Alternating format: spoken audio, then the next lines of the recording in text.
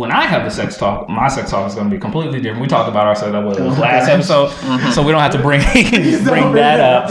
But my sex talk is going to be different. Not only am I going to talk about diseases and babies, but I'm also going to talk about financial implications of having a baby, the sacrifices that goes into having a baby, that you're going to be dealing with this person for the rest of your life. You're going to make it a permanent decision with a temporary person. In any other situation, these people would never speak, but now they have to speak because there's a child involved. So you have to, and families have to really be, you know what I'm saying? Like, you really have to be selective in what we do as a family. But as a single parent, it is extremely difficult to raise a kid. And we just talk about time and finances alone. Right. It's extremely difficult. I mean, even for marriage.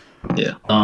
You know, the thing is, it's God, man, woman, child, and sometimes we get into the argument like who should always come first, and people always say that the children should. Some people say the children should come first, and that's completely wrong. Yeah, it always should be the parents should always come first because they're the ones coming together to raise the kids. Right. So you can't put the kid above that. And then stress out everybody. Stress out. It's imbalanced, and it's going to stress out because people are devalued. Like, one parent has more authority than the other one. Like, and you can't do it. But everybody, I think what you're saying is everybody has to be on one accord in raising a kid. And then also, not only that, is you need family. You do need family. Even though I always say the natural predator of the parent is the grandparent. Yeah. Where grandparents come in and try to undercut everything you do, but you do need a family structure, a community in a sense, because you still need, like, how I grew up, I would go over to my friend's house and his parents knew my parent, my mother, and they would sit there and talk. I remember they was like, she was on the phone with my mom saying, they're cussing upstairs. And we were, but that's how close kind of everybody was, because, man, raising a child is extremely difficult, man. Right. Yeah, and I think that to your point, like, even if you have two parents, like, it really does take the whole community, right? Because the parents are there while they're at home, but when they're not at home and they're at their friends' houses or they're out, like, you really kind of need everyone to kind of be on the same page. And I think that's, again, another discussion of why it's important that as Black Americans we come together in our communities to help, raise children. But the only issue with that is that everyone has a different level of, like, what parenting and what it is. Yes, because some just beat their kids, obviously. They have sons. Some just beat their kids, some just let them do what they want, you know what I mean? So it has to be with, like, trusted people. So I think that, to your point, you gotta not only know who you're dealing with as far as, like, when you're making a child, but also who you allow your child to be around. Yes, the influences around them. I asked this question because I knew, like I was saying, I knew how I grew up. I really grew up in a very close community, and not only was it a close community, the majority, everybody was family. So with you, Daryl, do you have that? I know because you live in the city. Do you know who your daughter's friends are? Do y'all know who the parents are, or what's the structure as far as that? No, we absolutely do. Okay, cool. Yeah, we do. I mean, of course, my wife knows them personally. I don't. Okay. I don't want to know them personally, but my wife thank you, Daryl. knows them personally. We actually, she has their phone numbers. They talk. Really, they only reach out to me if it's an emergency. Yeah. Like, hey, can we drop our kid off? We have to do something. So that's when they reach out to me. But yeah, we have that. Okay, cool. I'm very shocked. You're very shocked. Yeah, but because I didn't grow up in my neighborhood was more of the community. It wasn't family because my family's not close at all. So my neighborhood was more of the community. So I get that aspect. I might not like it. Like, I might not want to be the parent where the kids are knocking on the door saying, can such and such come out and play? Like, I don't want to deal with that, but that kind of comes with the territory. But I wanted to ask y'all, how do y'all think parenting has changed? Because I think the problem we have is, I don't think our demographic and kids, right? I don't want to disrespect anybody, but the kids are soft now. Like, they're softer in a sense that I think we dealt with more. We could probably take more. Like, if I yell at my daughter, it's like it's the end of the world. Yeah. Like, it's like, oh my God, I can't believe you yelled at me. I got yelled at my mom all the time. Like, that was at one point how she was communicating with me, and we just took it for what it was. But how do you think, like, because that can't be the kids, because the kids are the same in a sense, but how has parenting kind of changed? Because I think it's more of a everybody is a winner. Everybody, you know, everybody gets a reward. We don't want to give them a F. We'll give them a 60 because a F will make them feel bad about themselves. But what do y'all think? I think with each generation, I would assume that every generation think the previous generation was softer than theirs. I can agree. I can agree with that. Because when I think about myself, I mean, my grandmother would give me her cigarette to go light on the stove so she could smoke a cigarette, or I was responsible for going to get cigarettes and alcohol for the people, for like my aunts and my. How could you put alcohol? Because the neighborhood grocer knew who I was. I would go to the bar. That's wild. No, seriously, I would knock on the barroom door. I would say, "I'm coming to get some for my own grandmother or my aunt." They'll go to the store, give me the alcohol, and I'll bring it back to them. It's basically illegal. Yeah, it's absolutely illegal. Yeah, so like, I mean, that was the neighborhood I grew up in. I can't but to your point, I can't imagine ever having my child doing that now, or doing that with my child, and so forth and so forth. And I would call defects. Yeah, of course. So you kind of know what I'm saying. So, but to your point, yeah. So as generations come forward, and less things become less, taboo, or more taboo, then we're gonna see our kids as being softer, because some of our kids won't be able to get away with some of the things that we did when they were kids, and it's probably gonna be more soft with their kids, and so forth and so forth. But they just don't do anything. Yeah, I always tell people that coronavirus happened in the best generation it was supposed to happen in. Because if coronavirus happened when we were kids, the whole family was gonna get infected. You just had to take that out. Mm-hmm. But these kids, they weren't going outside anyway. Yeah. My daughter literally, the only person who didn't complain about staying in the house was my daughter. Yeah. All she did was play Roblox, and that was her entire day. They did not go outside. They don't go outside. And yeah, go ahead. You look like you want to jump in. Yeah, because we were outside all the time. Like I didn't want to be around my family. But do you think you'll reach a threshold at some point where it will revert back to how it used to be? Because how much softer can these kids get? I agree that as far as like interacting with them, and I think it goes with the times, right? Everyone's now about we want to be so politically correct. We don't want to, we don't want to abuse. It's about abuse. Right. I don't necessarily think that when you're whooping a child, it's abuse until it crosses a line. Yeah.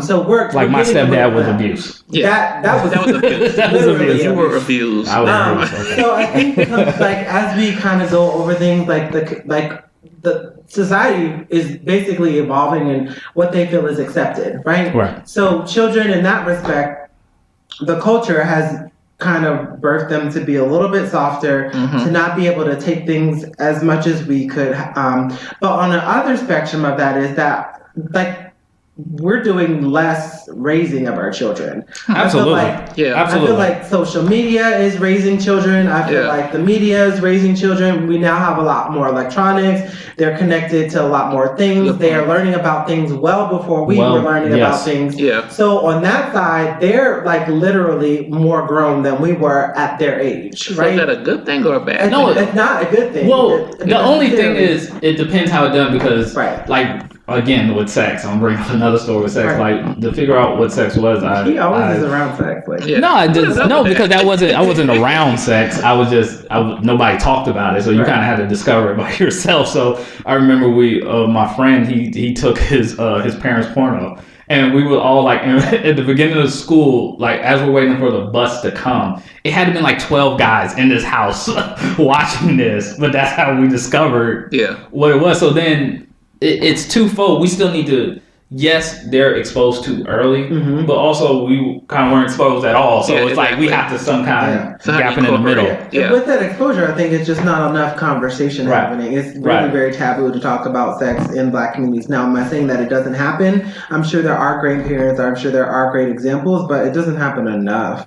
So I do think that it's changing that way. I also think it's changing as in the structure of parenting, right? We're seeing lots of single mother situations happening, and there's absent fathers or father situation that they're sharing custody or trying to share custody, and it's kind of like a volatile situation. So I think with the dynamic of the changing household for Black Americans, it's changing how parenting is and how kids are coming up.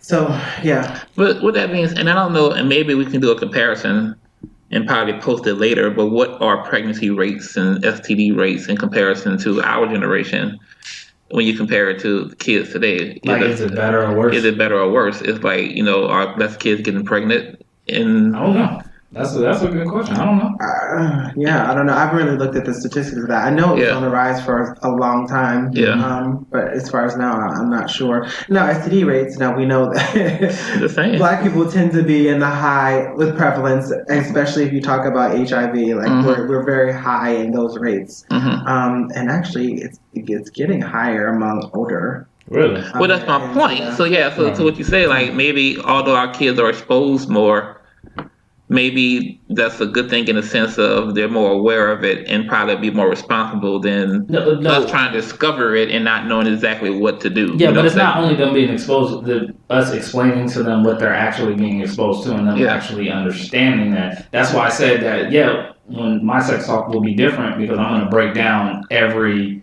aspect to the point is you still do this. This is you. This is just you. This is your fault at this point because you learn every aspect of what could go wrong here. Yeah. I'm sorry, just randomly. You was at y'all did sports in school, right? So they had the thing. I guess I forgot what it's called, but it was a institution of Christian athletes or whatever. And let me keep going. I've never heard. So it was some. I forgot. It's something with Christian athletes. I'll get the name eventually.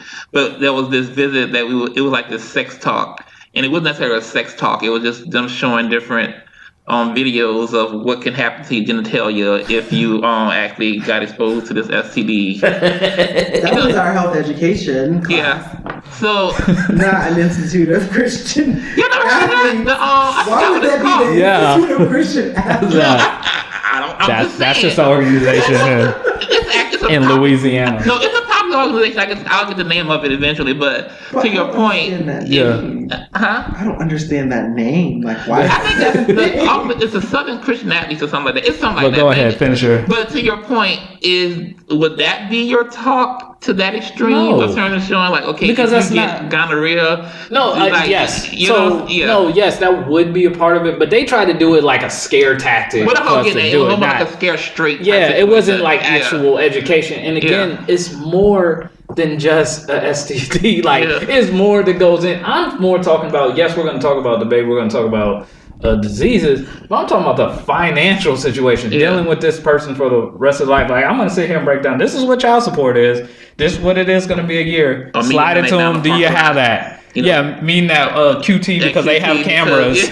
like it's a lot more stuff that goes along that we're not teaching that we need to teach them. And we're going to teach them information. We need to teach them all of it. Yeah. And thoroughly explain to them, like again, so Kylie's dad, biological dad, she needs to understand also the struggles of having a dad, like trying to work with somebody who's not in the household. You know what I'm saying? Like it's always much easier to have a kid by the people within the household. Yeah. And that's what they need to see the importance of. So that's what I'm saying. I'm going to push that. That's the important. I'm going to hopefully hold off them be virgins as long as possible if I can help it. Okay. And along with what you're saying, so now we're talking about, you brought up a good point, is like the dad, the biological father, and then your role as the stepdad. Like, yes. What are things that we're seeing in the community that we kind of feel need to be improved on when we talk specifically about Black males' role in parenting? What do we need to improve on? We need to, well, first of all, Black males, what I struggle with is being more emotionally available. And we have to be more emotionally available. And I'm not speaking holier than thou. That's my issue with it. Like, again, I'm very stoic when I'm talking. I don't get too up or too down about anything, but that can be a positive, but that can also be a negative when she needs somebody to be like, when she's vulnerable and she's crying about something. Basically, I'm like, man, Talori, handle this. And I don't need, No, really, I don't even say no. I just kind of walk away because I feel like she's better equipped in handling it. So I think we need to be more emotionally available. We need to be okay with like showing emotion is not a weakness, and we need to not view it like this. And the kid needs both of it. I think sometimes we think like as the father that they just need us financially. They just need us to take care of the household. No, they need us emotionally. They need us upbringing. They need us to pat them on the back and say a good job as well. And that's not what I got. Yeah, growing up. And I just thought about this YouTube video. It was on this video on social media where you probably saw it. Both y'all probably saw it. Where the kid was with their father, and he was doing like gymnastic moves, and then he flipped her. He pushed in the air. She kind of fell the wrong way. Right. Oh yeah. He's a cheerleader. He's a really famous cheerleader coach. Yeah. And the way he handled that with his daughter in terms of actually she was about to cry. He, and the way he kind of handled it and kind of reassured her it's gonna be okay and kind of talked her through it in terms of what went wrong. I think that's a good example of how fathers should be in the household. Yeah, and it was an actual. Go ahead. There was another story. It was a little boy. He was like he feels insecure. I forgot what it was, and he was talking to his dad. He's crying, and the way his dad handled it, I thought was perfect. That how he was telling, no, this is it's not a loss, it's a lesson, and it's what you learn from it. And what I got emotional about that video is that I would not have handled it like that. And that's what I got. I don't know. We need to somehow deal with our trauma before we even sit here and deal, like, should probably even have kids because, like, we're pushing that hurt on. And the stuff that we didn't like, we're not even admitting that we didn't like it. We're just not talking about it at all. And we're pushing on for it and then wondering why our kid hates us. So I'm sitting there. That's something I struggle with now. And I try to be as empathetic or sympathetic as possible. I try to be open, and sometimes I had to tell myself, I was like, Daryl, stop. She needs you to be emotional. Open up. I even had to say, hug her. She wants to be hugged. Like I had to talk to myself like that. Oh wow, those are things you have to learn. That's good though. Again, that's something that's a mode that you were programmed. Like you were programmed for that setting. Right. So to deprogram that setting is like you have to talk yourself. Yeah, I have to talk myself to hug her. Yeah, hug her. And then I was like, is this a good time to hug? Is this like for me? It's really weird. And I have to sit there when like even when arguments or stuff I could like make a big deal about, I have to tell myself, don't make a big deal. Like, let this go. It's fine. Like, I have to sit here and actually go through it in my mind. Because if I reacted on everything I wanted to react, we'd all be miserable. Yeah. And to your point, I think that you hit the nail on the head when you said that parents sometimes, when you ask who should be first in a household, they put the kids, right? But they're not understanding the impact that you have based on your mental stability on the children. So I think that that's important. I think you guys are definitely in line. And when I think about the father's role, and what I see a lot of, there's no presence. Yeah, honestly, they don't understand the importance of just presence just and not just there. Being there and sitting there around around your child, but you actually taking that active role, right? In spending time with your child. Find common things that you guys like like that are in common. Like I think that a lot of people can pull up, and when I talk to people who have their fathers around and they were actively involved with them, they can have all these conversations about, me and my father love to do this, and this is something that helped to kind of like level set. It kind of encouraged me. It made me feel comfortable.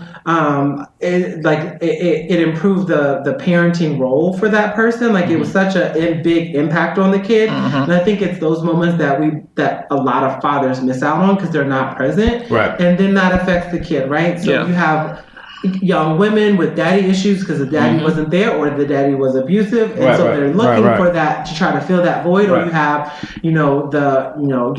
young men who have mom issues or even daddy issues because maybe the dad was too abusive or the dad wasn't there, so they're looking for that role model and they're looking in the wrong places. So there's a lot of things that we just don't account for in parenting that really influence how the child does behave later on in life. And what I just wrote down is what I wanted to say is we always talk about quality over quantity, right? But when you're dealing with kids, it's reverse. It's quantity over quality.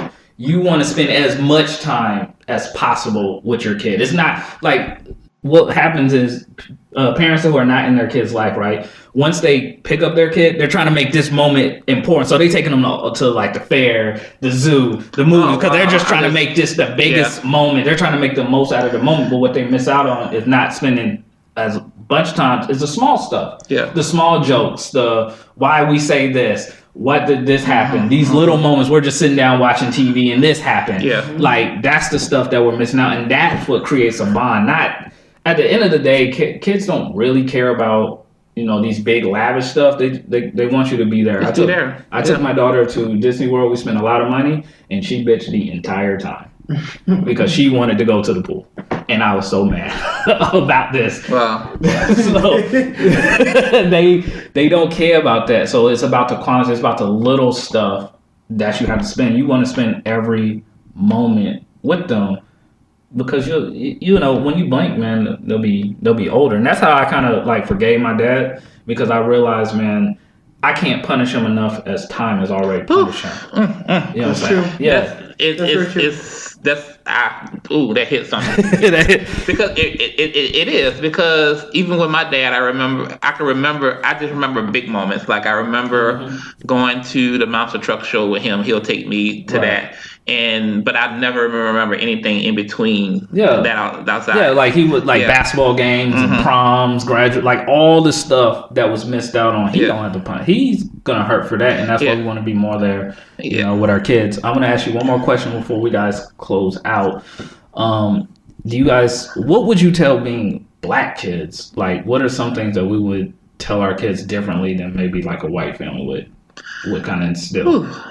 That's a hard question. Loaded. It's loaded because I don't want to insult anyone. But I think more than race, I think parenting skills is really something. You could probably tell similarities and differences based off of socioeconomic status more than race. Because some of these Southern parents, white parents, I'm pretty sure they're just as rough on their kids as we are in terms of who are not as financially stable as others. So I'm gonna answer the question as far as from a financial perspective, that just be present with your kid, and also don't think that this money could solve all your issues with your kids. You just have, and that's for everyone. You have to be present as much as you can be, and be willing to discipline your kid in situations where they need to be disciplined, and encourage them in moments that they need to be encouraged. So I'll just leave it at that. Okay. What about you, Adrian? I think that things that happen that are different for us is we don't have those discussions about financial literacy. Yeah. That's a huge one. That's a huge one. We need to start having those discussions and prepare them for the future to be able to live as individuals, because they grow up and they stay connected to their parents, right? Forever. Parents are always taking care of them, and the role should be reversing as you get older. Yeah, I gave my kid, they got to 25. But I thought you were that great. But to expand on what you said, I think that financial literacy is most likely to happen in a more financially stable family in comparison to absolutely. one. So that's why, But financial literacy should be taught in school. Absolutely. I feel like it should be. Absolutely. But also, you can get also some really good. Some really poor people have a great sense of financial literacy. Because they have to. Because they have to. Yeah. And they teach that to their kids. So, like, my dad isn't the richest person in the world, but his sense of financial literacy and how financially free he is now as an adult is something I feel like he should have been teaching me along the way. Yeah. Absolutely. And it didn't get taught to me. And then his fathers before that. And we have examples of Black men and women that were great with finances. They just never taught the kids. So we need to do more of that. We need to do more educating about our culture, where our cultures come from, understanding the differences and the expectations that society might have on them. Of course, they need to make their own path, right? They need to but they have to have that foundation where they understand their culture, because it's not being taught in schools. It's not being, communicated in media as much. I think other communities, if we talk about Asian communities, they know their culture. We have a different, of course, history and why we don't understand our culture. But we definitely have the opportunity to engage in those conversations and talk about our culture. It's going to be different, but we have the opportunity. I think 3, we need to also think more about how we're raising them to be and interact with people, right? That's a recurring theme that we talk about.